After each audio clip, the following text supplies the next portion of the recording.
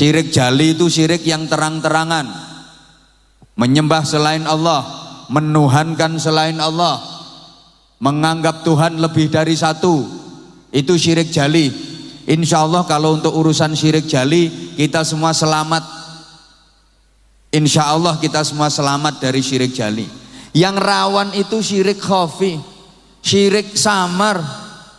Kita rentan sekali terjerumus dalam syirik samar tanpa kita sadar. Mengakui adanya kekuatan selain Allah, syirik khafi. Menjadikan selain Allah sebagai tujuan utama hidup, syirik khafi.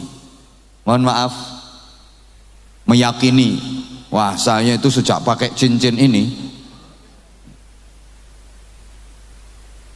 malah ganteng. Jangankan anak perawan, nenek-nenek ngelihat saya lemes, cincin, wah mulai saya melihara perkutut ini rezeki saya lancar. Perkutut, hati-hati, syirik khafi. Halo, lebih mengagumi HP daripada Allah, syirik khafi. Lebih rajin buka HP daripada Al-Quran,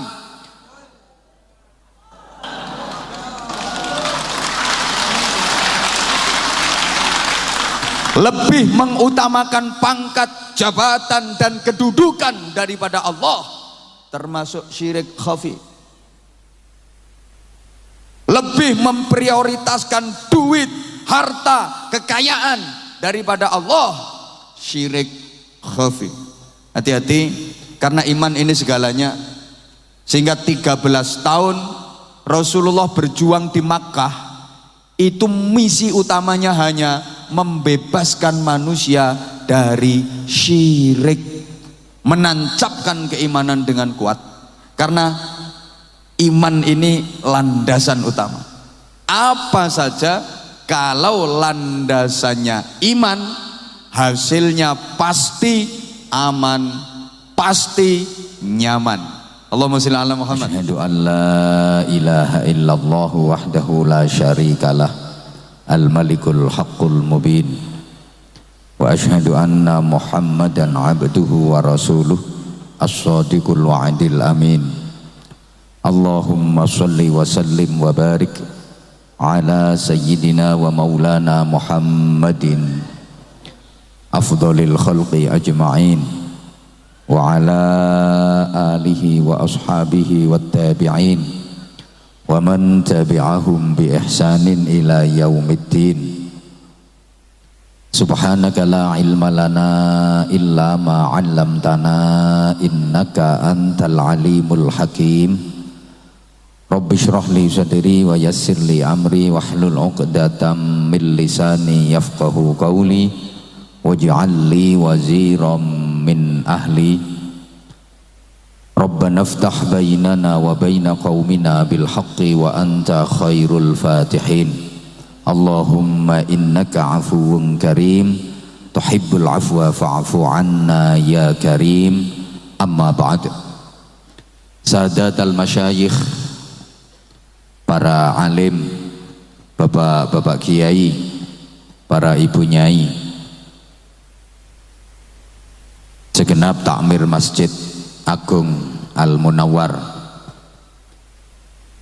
yang dimuliakan pejabat pemerintah, PLT Bupati, Kajari, Kepala Kemenak, Kepala Pengadilan, yang sama-sama kita hormati Bapak Kapolres Tulungagung bersama seluruh jajarannya, Bapak Andandim 0807 bersama para staf,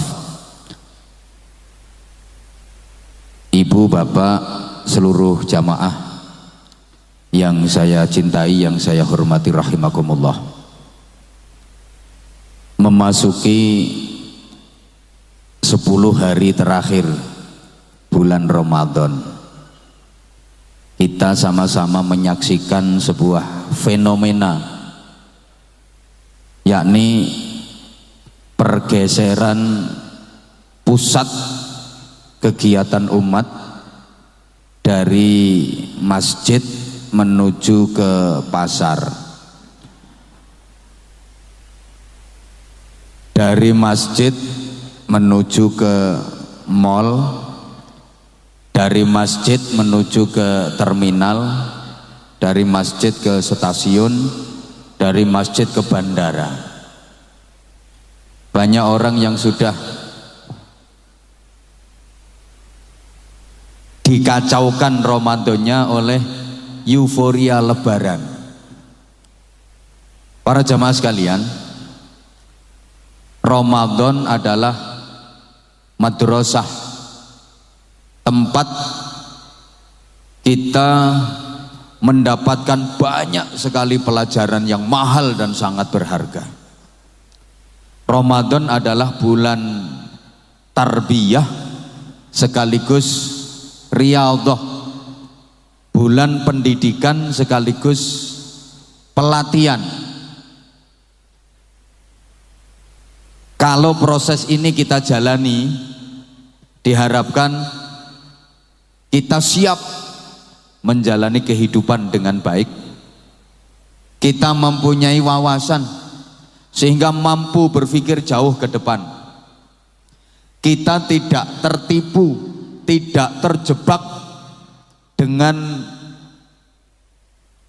kepentingan dan kesenangan sesaat di dunia sampai melupakan, mengabaikan kebahagiaan hakiki dan sejati di akhirat. Oleh karenanya para jamaah sekalian, setidaknya Ramadan mempunyai 3 keagungan yang itu tidak terdapat pada bulan-bulan yang lain. Allahumma sholli ala Muhammad. Pertama, Ramadan adalah bulan yang dipilih oleh Allah menjadi bulan di mana Al-Quran diturunkan pertama kali. Kedua, Ramadan dipilih oleh Allah untuk mewajibkan ibadah khusus kepada orang-orang mukmin, dan itu tidak diwajibkan di bulan-bulan yang lain, namanya ibadah syiyam, ibadah puasa. Yang ketiga, di bulan Ramadan ada satu malam yang nilainya luar biasa, khairun min alfi syahrin, lebih baik daripada 1000 bulan. Itu malam disebut Lailatul Qadar, malam kemuliaan. 3 keagungan Ramadan ini saja yang akan saya uraikan di kesempatan kali ini. Mudah-mudahan selesai dalam 10 menit. Lah kan tadi ketua takmir, profesor, sambutannya sebentar. Kapolres malah sebentar banget. Kelihatan kalau nggak nyumbang.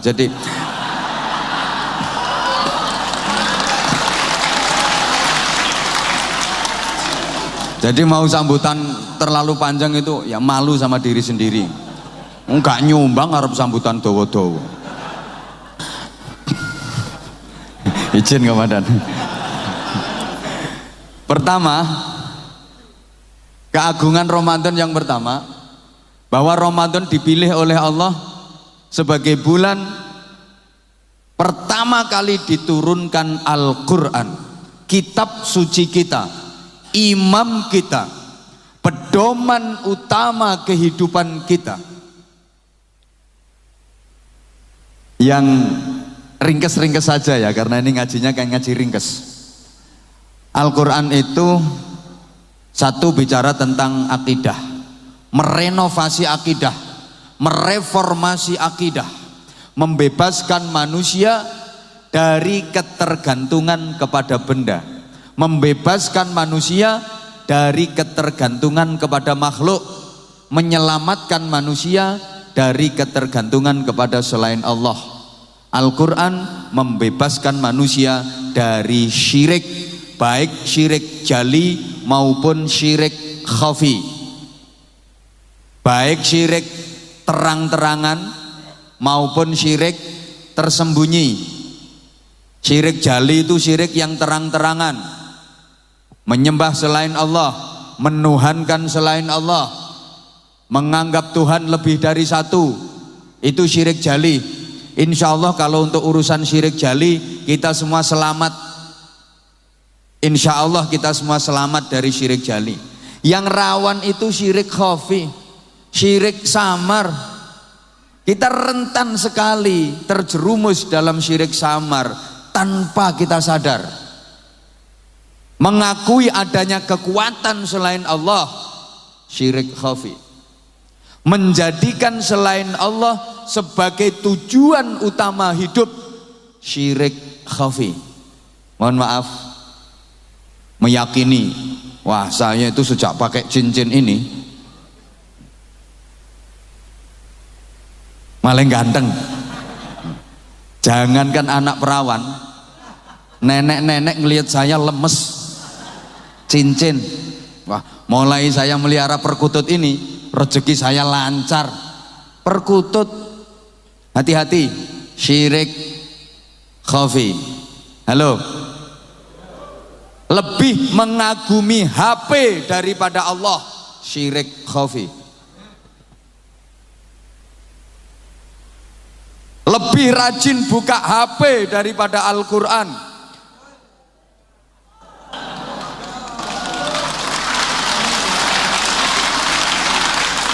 Lebih mengutamakan pangkat, jabatan, dan kedudukan daripada Allah, termasuk syirik khafi.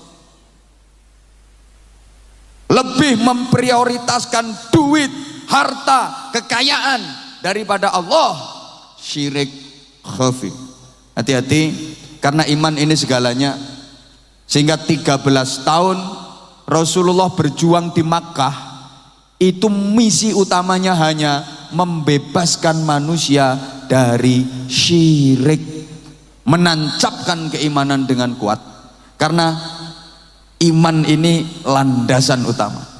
Apa saja kalau landasannya iman, hasilnya pasti aman, pasti nyaman. Allahumma sholli ala Muhammad.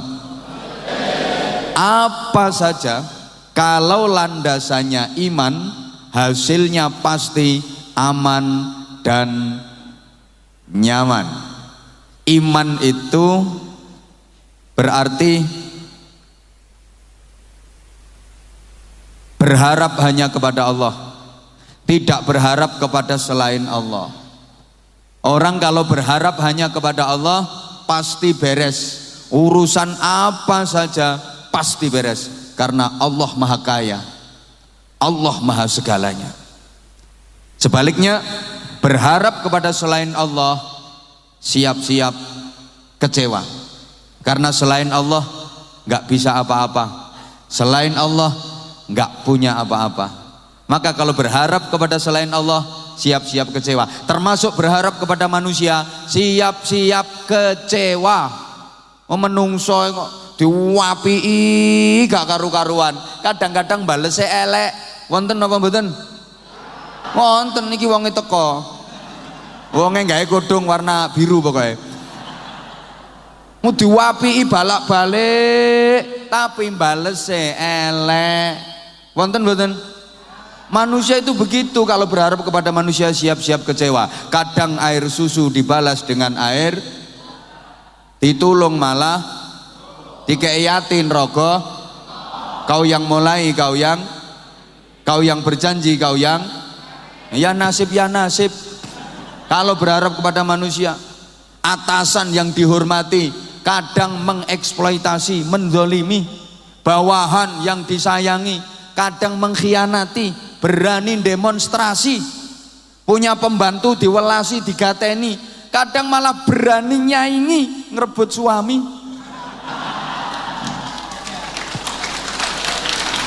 Unduwe tangga disumbang ping 5, dimbeceki ping 7, balike cuma ping 1 ngono. Nek utang duit bosone apik, ngomongnya tarik-tarik, bareng wayahe nyaur ditinggal ndelik, Ditakeh matane mendelik pelirak-pelirik, pengkerak-pengkerik, malah ngetokno kirik ngono. Maka ibu sebagai istri jangan terlalu berharap kepada suami. Jelei para suami itu banyak jeleinya. Bapak sebagai suami jangan terlalu berharap kepada istri bapak, sakit hati, mesti kecewa. Jujur sebagai suami saya sering dikecewakan istri, mengecewakan lebih sering lagi. Terlalu berharap kepada anak pasti kecewa. Ngapunten, terlalu berharap kepada anak pasti kecewa. Wah, ini anak ini nanti kalau saya udah tua pasti yang ngeramut saya ini, yang memuliakan saya ini. Siap-siap kecewa. Siap-siap kecewa. Punya anak dibangga-banggakan. Wah, ini investasi di masa depan, tempat bergantung di hari tua. Bangga banget. Ke anak yang ganteng, gagah, gede dhuwur, sehat, atletis, kuning kulitnya sauntu-untune. Di sekolah ke, di kuliah ke, biayane gak karuan akeh, jual tanah, jual sawah, sukses, dadi sarjana lengkap, titele renteng-renteng, Prof, DR, IR, jenenge dawane ram, Heru Purwacaraka, Sastramijaya, Rangga Kumala, Dipa Kusuma, Kala Bawana, Nata Bata Lima, Mangkuranda Uda tanpa busana, cetha wela-wela gedene sak klopo-klopo. Mburi se MSI, MPDI, MHI, MH terakhir BH. Coba anak dapat pekerjaan strategis di lahan basah, gajinya besar, jabatannya tinggi, dadi wong sugih, terus nikah, duwe bojo, omah-omah dhewe. Kira-kira anak itu lebih mementingkan orang tuanya apa bojonya? Luwih mentingke wong tuane apa bojone? Umpama wong tuane karo bojone gegeran, anak mbela wong tuane napa mbela bojone? Umpama ana banjir bandang, wong tuane karo bojone kelelep karo, sing ditulung dhisik ambek anak, wong tuane apa bojone? Itulah nasib emak, nasib pak kalau terlalu berharap kepada anak. Woi, iman itu berarti menyadari tidak punya kuasa apa-apa, tidak punya apa-apa, semua kuasa Allah, semua milik. Baleni. Iman itu berarti menyadari kalau kita ini nggak bisa apa-apa, nggak punya apa-apa, karena semua kuasa Allah, semua milik Allah. Orang kalau menyadari seperti ini pasti hidupnya nyaman. Ngapunten. Kenapa orang susah? Kenapa orang gelisah? Kenapa orang sumpek? Kenapa orang sampai galau? Sebab merasa kehilangan. Entah kehilangan uang, entah kehilangan jabatan, entah kehilangan pekerjaan, entah kehilangan kesempatan. Orang susah, gelisah, sumpek, ruwet, galau, itu sebabnya cuma satu, merasa kehilangan. Kenapa dia merasa kehilangan? Karena dia merasa punya. Kenapa dia merasa kehilangan? Karena dia merasa punya. Orang beriman nggak pernah merasa punya apa-apa, maka dia nggak pernah merasa kehilangan. Kehilangan apa? Wong nggak gablek apa-apa. Disadari bahwa semua milik Allah, maka hidupnya nyaman. Saya sering sampaikan, kayak tukang parkir. Hidup paling tenang, paling nyaman itu tukang parkir. Ayo deloken tukang parkir. Dikirimi mobil wakeh, mereknya api-api, regane larang-larang, gak tahu sombong. Paling ya cuma ditoto biasa. Mobil diambil sampai entek, gak sedih.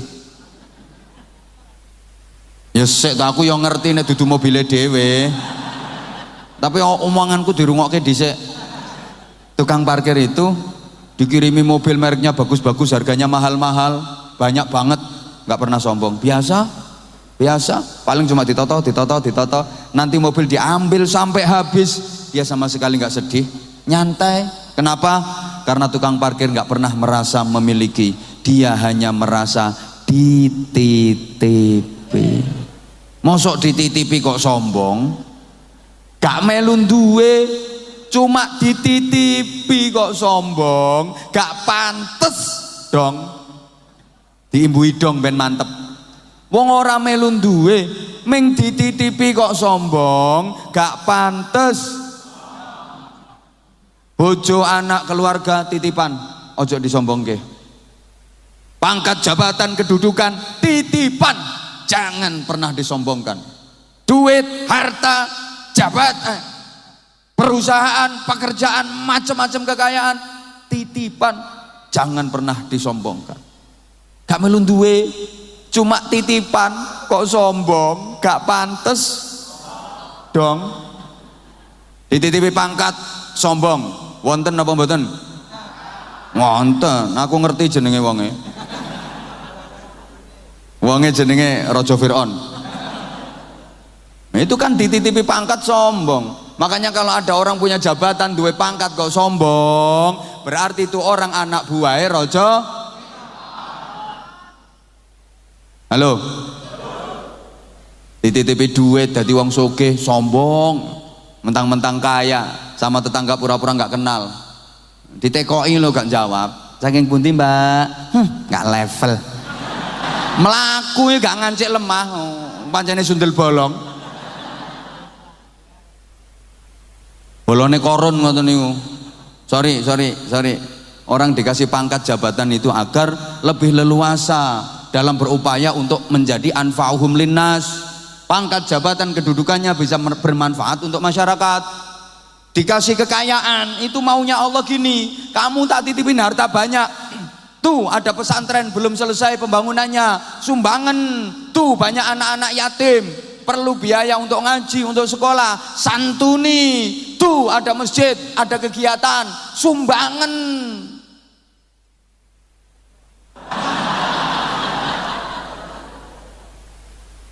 Tuh banyak fakir miskin. Mau dijadikan sebagai orang kaya, medite 17 demit. Wis gak kecer belas. Sampai entute diwadahi plastik. Entelek wis metu digoreng meneh. Maaf ya. Sekali lagi, waduh nanti tidak ada cukup waktunya. Terkait dengan iman, nggih, rungokno. Apa saja kalau didasari dengan iman, dilandasi dengan iman, hasilnya pasti aman dan nyaman. Maka bayinya orang Islam itu begitu lahir langsung diadzani. Tujuannya apa? Penanaman iman. Sebelum dia mendengar apapun, yang pertama direkam oleh memori otak dan tertancap di jiwanya adalah Allah.